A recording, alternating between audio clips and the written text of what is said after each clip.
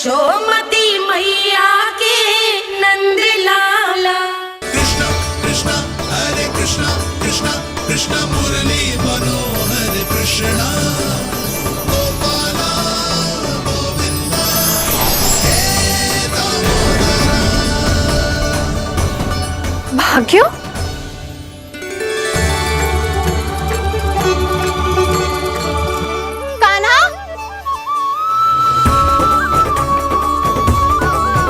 एक तो चोरी की और ऊपर से मूर्ख बना के भाग को।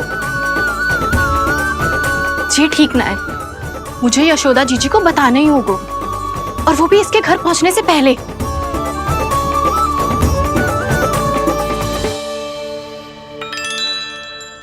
अरे पल्लू मत खींच, तनिक रुक जा, दे रही हूं, पूजा तो करने दे।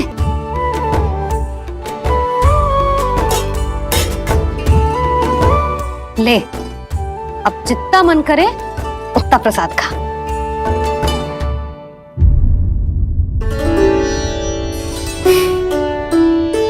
या तो मैं सच्ची बावली हो गई हूँ कि मुझे हर समय कान्हा दिखता रहता है, या फिर मेरा लल्ला कुछ अधिक ही विशेष है कि मेरे साथ ना होके भी सदैव अपनी मैया के साथ ही रहता है।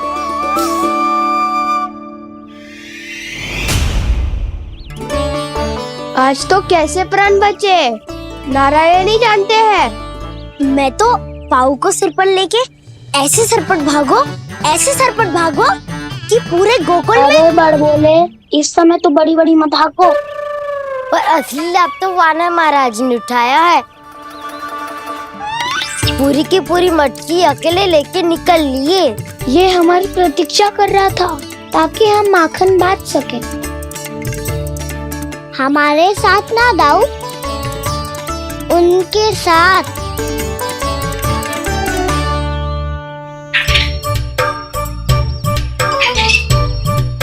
मैं समझ गो कान्हा, एक ना सभी जानवरों की भूख मिट जाए, इसलिए गया था तू सावित्री मौसी के यहाँ माखन चुराने।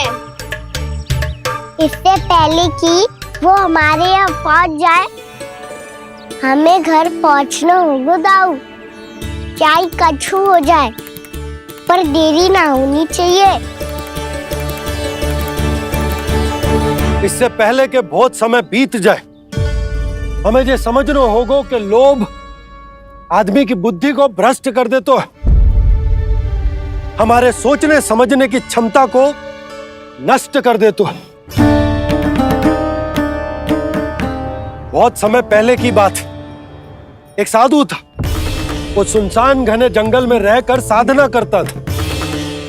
ब्रह्म ज्ञान को प्राप्त करने ही वाला था कि अचानक से एक दिन उसे एक सुनहरी बिल्ली दिखाई थी। उसने उसे देखो तो सोचो कि ये तो बहुत सुंदर है, इसे तो मेरे पास रहना चाहिए, और उसने उस बिल्ली को अपने पास रख लिया।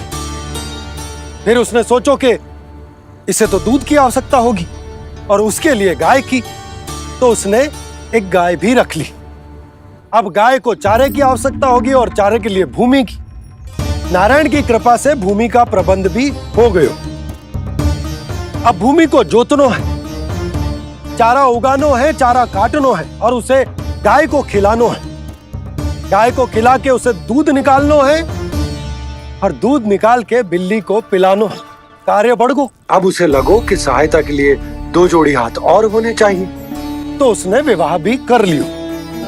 कुछ समय बीतो और संतान हो गई, और उसे एक बड़े घर की आवश्यकता अनुभव हुई। इसी प्रकार धीरे धीरे लोभ ने उसे अपनी छाया में ले लिया, और वो नारायण की साधना कर ब्रह्म ज्ञान को पाने के अपने परम लक्ष्य को भूल गो। फिर अनेक वर्ष बीतने के पश्चात उसकी अपने गुरु से भेंट हुई। पहले तो उन्होंने उसे पहचाना नहीं, और पहचानो तो उनने कही कि एक बार, बस एक बार अपने कर्तव्य से भटका था तू, और देख कैसे देखते ही देखते लोभ के जंजाल में गहरे ही गहरे धंसता चला गया। सोचो, कहीं उस व्यापारी को धन के लोभ में अपना वचन देकर आप सब भी जे ही भूल तो ना करने जा रहे। परिवार, घर द्वार, भोजन, सुख शांति, जीने के लिए आवश्यक जिस सब कुछ तो है आपके पास। इसीलिए मुझे चिंता हो रही कि जिस प्रकार उस साधु ने ब्रह्म ज्ञान प्राप्ति का अवसर गवा दिया था, आप सब भी इस लोभ में आकर अपना सुख चैन ना गवा दो।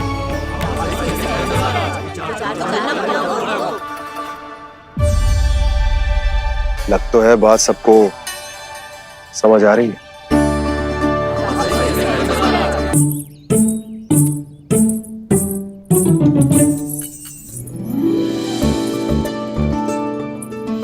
भाभी आसानी से ना मिलने देंगी कान्हा से, पर उसे देखे बिना रहा भी तो ना जा रहे हो मुझसे। कहाँ है वो? मुझ पे बहुत क्रोध है उन्हें। इतने शीघ्र शांत ना होगा, उन्हें मनाना तो पड़ेगा ताकि मैं नंद भवन में फिर से बिना किसी रोक टोक के आ जा सकूं। पर क्या बोलूं, कैसे मनाऊं उन्हें?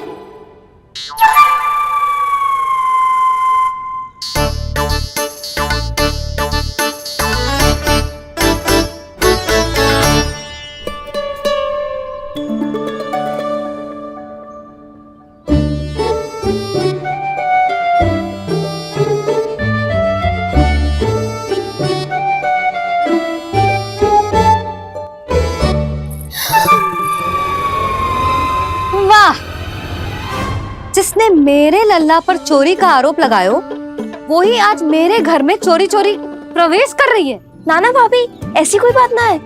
मैं तो बस ये देखने आई थी कि जसोदा भाभी का क्रोध शांत हुआ कि ना? सुन ले जानकी, मेरा क्रोध उसी दिन शांत होगा जिस दिन तू सारी गोपियों के सामने मेरे कान्हा पर लगाया आरोप वापस लेगी। चोरी करेगा तो आरोप ही लगेगा ना जीजी। फिर से आरोप? सावित्री, तू भी? कल तक मुझे ये थोड़ी पता था जीजी कि आपका कान्हा सच्ची में माखन चोरी में पारंगत है। आशा करता हूं कि आप सभी को नंदराज का विचार और संदेश सही से समझ आगो होगो।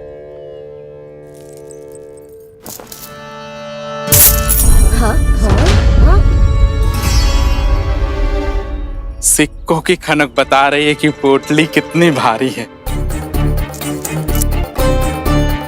एक ही दिन में कितनी उड़न पा गई जे। हमें भी इससे अधिक धन अर्जित करना होगा, तभी तो हम अपने उज्जवल का भविष्य उज्जवल कर पाएंगे। पहली बार कछु बुद्धि की बात की है तूने। नंदराज, हमारे मन में आपका बहुत सम्मान है, पर हम जो करना चाह रहे हैं वो लोभ ना है, वो तो विकास है। हाँ नंदराज, हम अपना और अपने संतानों का भला बुरा सोचे बिना कब तक अपना जीवन इस प्रकार जीते रहेंगे? फिर पिछले 4 वर्षों से हमने आपको कर भी तो ना दियो है। मुझे तो लगता है कि नंदराज की बातों पर शांति से सोच विचार के बाद ही कुछ निर्णय लेना चाहिए। ऐसा मौका बार बार ना आता। नहीं, हमें सोच विचार कर निर्णय लेना है सबने।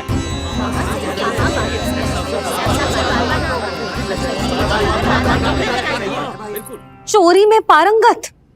हाँ जीजी, उसने टोली बनाई है और उसका नाम भी रखा है चौर्य विद्या प्रसारण टोली, और आपका कान्हा उसका अध्यक्ष है। अच्छा, तो कान्हा पूरी टोली लेकर आया था चोरी करने तेरे घर? और नहीं तो क्या। पर एक बात बताओ जीजी, मेरे बलदर को देखकर किसी का साहस ना हुआ भीतर जाने का, पर आपका कान्हा इतना साहसी है कि बिना भयभीत हुए इतने भयंकर बैल के निकट चले गए। सच्ची? और तेरे रक्षक बैल ने कुछ ना किया उसे? है ना अचरज की बात। क्रोध के स्थान पर वो तो उसके सामने ऐसे झुक गया जैसे कि प्रणाम कर रहा है। और जीजी, आपका कान्हा साहसी ही ना, बहुत चतुर भी है।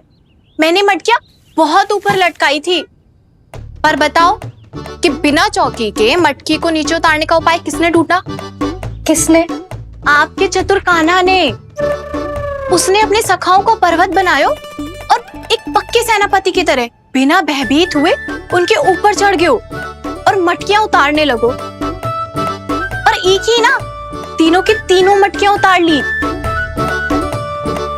तीनों? हाँ जीजी, और वो इतना दयालु है कि पहले एक मटकी का माखन सब में बांट दियो और फिर बची हुई 2 मटकियों में से एक मटकी अपने सखाओं को दे दी और फिर दूसरी मटकी एक भूखे वानर को दे दी। और फिर जब मैं उसके सामने जाके प्रश्न करने लगी तो उसने मुझे अपने तर्कों के जाल में उलझाया और बड़ी आसानी से सिद्ध कर दिया कि वो तो परोपकार कर रहा था। मैं तो देखती ही रह गई और शब्द तो ऐसे झड़ते हैं मुंह से जैसे कि फूल। रुक जा सावित्री, पहले तू ये निर्णय ले ले कि तू मेरे लल्ला का गुणगान करने आई है कि उसकी निंदा करने। निंदा करने ही आई हूँ जीजी। जानकी सत्य कह रही थी, आपका कान्हा माखन चोर ही है और बलराम के साथ भागा था। बलराम क्यों? वो तो साक्षात गरुड़ देव की पीठ पे बैठ के उड़ के आयो है, तभी तो तुझसे बहुत पहले आके यहाँ बैठ गओ ना। आ देख ले, आ जा।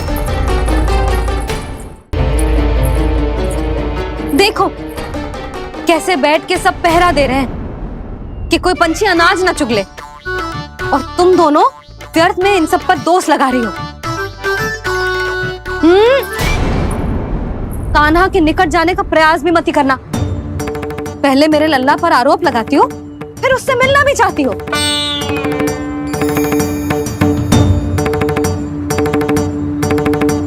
पर जीजी चोरी? अरे उसे तो चोरी का अर्थ भी ना पता होगा। तुम दोनों को नारायण का भय भी ना है क्या? हाँ, मेरे लल्ला पर आरोप लगाने से पहले तुम दोनों को लज्जा ना आई? हे नारायण, अब आप ही बताओ मैं क्या करूं। लग तो है किसी की घोर दृष्टि लगी है कि बार बार मेरे लल्ला पर आरोप लगते हैं। किसी की क्या, तुम दोनों की दृष्टि लगी है। या तो तुम दोनों मनगढ़ंत कथाओं को सत्य बताना छोड़ दो, या फिर कृपा करके मेरे घर आना बंद कर दो।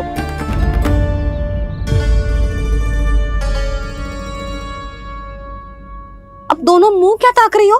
हाँ, जाओ यहां से। और तुम दोनों नंद जी की सभा में क्यों ना गई? हाँ,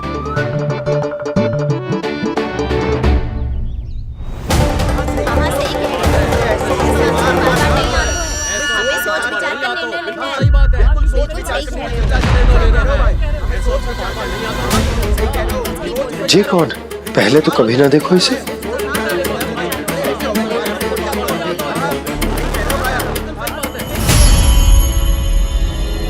कहाँ को? बस करो।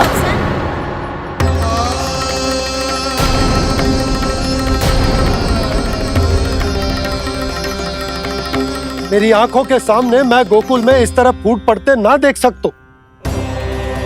राजा हूं मैं, परंतु आज तक मैंने कोई भी निर्णय आप सब पर ना थोपो और ना ही आज थोपूंगा। मुझे पता है आप सबके पास कल सूर्यास्त तक को समय, इसीलिए मेरी विनती है कि आप घर जाकर रात्रि को इस बात पर पुनः विचार अवश्य कीजिएगा। सोचिएगा कि कोई भी व्यापारी अविश्वसनीय रूप से सस्ता क्रय विक्रय क्यों करेगा जब तक कि उसका कोई छुपा हुआ लाभ ना हो। हमें सोचना होगा कि कहीं हम उसके बिछाए जाल में फंस तो ना रहे।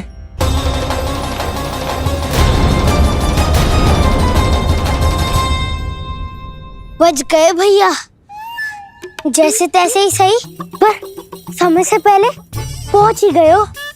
सावित्री मौसी कनेक सी बात को इतना बड़ा चढ़ा के बोल रही थी जितना उज्जवल भी ना बोलतो।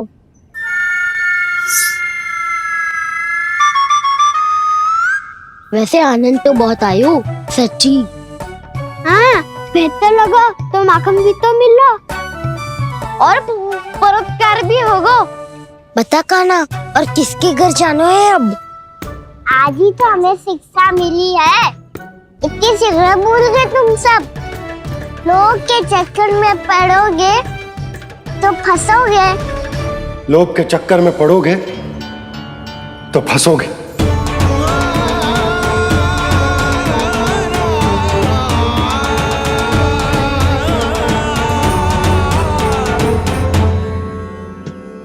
चोर, चोर कह रही है मेरे निर्दोष से बालक को।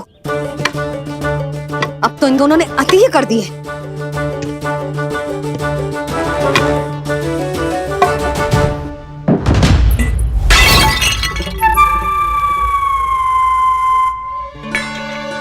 से भी अभी फूटना था।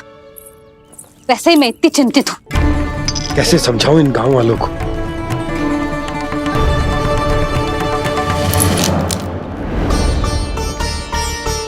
कोई समझने को तैयार ही ना है। लगता है सबकी बुद्धि भ्रष्ट हो गई है। सही कह रही हो यशोदा तुम। मुझे तो लगता है कि सोचना समझना ही छोड़ दिया सबने। अनेकों तर्क देके समझा दियो, सिद्ध कर दियो, पर इनकी मोटी बुद्धि में कछु आता ही ना है। यशोदा तुम तो तर्क की कह रही हो, मैंने तो उदाहरण देकर समझाने को प्रयास किया, पर अपनी बुद्धि के आगे कछु ना समझ में आ रहा इन गांव वालों को।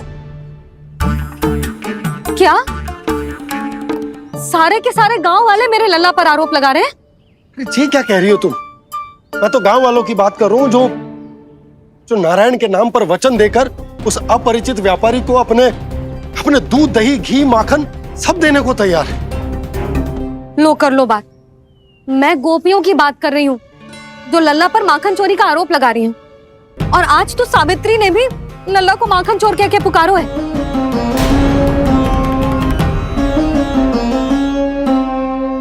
सावधान यशोदा, कहीं बड़ा होकर माखन चोर ना बन जाइए। अच्छा, ये सब आप छोड़ो। स्त्रियों की बात है, मैं संभाल लूंगी। आप ये बताओ सभा में क्या हुआ? गोकुल में फूट पड़ गई यशोदा, लोभ की फूट।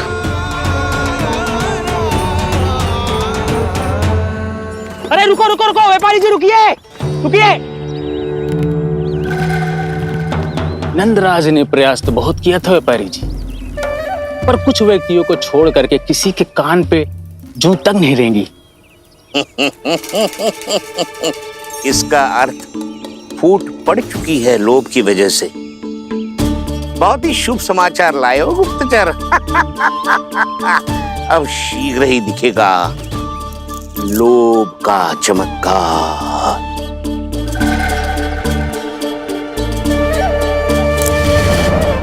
लोभ से बचने को जो पाठ हम कान्हा को पढ़ा रहे थे ना, आज वही पाठ मैं इन गांव वालों को समझाने में असमर्थ रहा। आप चिंता मत करो जी, धीरे धीरे सब ठीक हो जाएगा। तब तक बहुत देर हो जाएगी यशोदा। ये गोकुलवासी मेरे अपने, उन्हें अपनी आंखों के सामने मैं भूल करते ना देख सकता। वो सुलक्षणा, वो उस व्यापारी के प्रभाव में आ गए, और शंकरी मौसी और सुमति भी सुलक्षणा के मार्ग पर ही चल रही। कान खोल के सुन ले बहू, आज से घर में दूध पीनो बंद, दही खानो बंद, और माखन तो बिल्कुल न खानो। पर मैया, पर किंतु परंतु कुछ ना सुननो मुझे। सुलक्षणा की जैसे धनवान बननो है कि ना?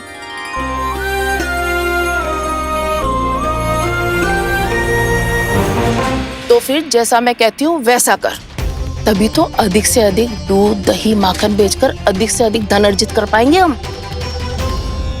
सुलक्षणा को उस व्यापारी की तरह धनवान बनना है और शंकरी मौसी को सुलक्षणा की तरह। ऐसे तो पूरा गांव ही लोभ में पड़कर कल उस व्यापारी के पास पहुंच जाएगा। अब तो फिर स्त्रियों को मुझे अपने ढंग से समझाना पड़ेगा। अब गोकुल वासियों को चाहे कोई भी कितना भी समझा ले, बुझा ले, ज्ञान बांटे, उन्हें केवल एक ही भाषा समझ में आएगी, लोभ की भाषा। लगता है आपके पास बहुत उत्तम योजना है व्यापारी जी। सब झटक लूंगा।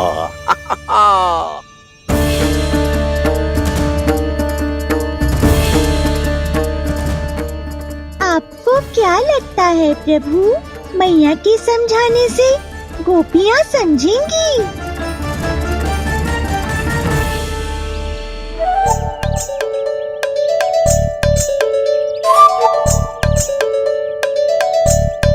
कान्हा, और कितनी प्रतीक्षा करवाएगो? अब बता भी दे, माखन चुराने किसके घर जाना है? इतना आसान ना, है निर्णय करना। समय लगता है, सोच विचार करना पड़ता है, पर ये निर्णय किया कैसे जाए पता है मुझे। लगता है ये निर्णय करना पड़ेगा कि बचना कैसे।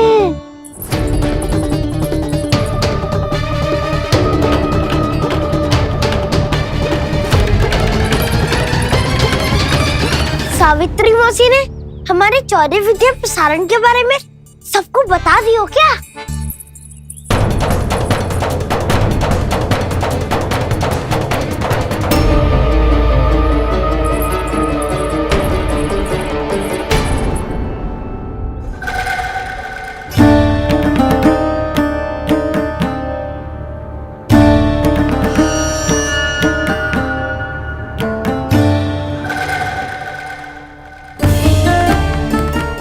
शीघ्र आओ, छोटी माँ बुला रही है।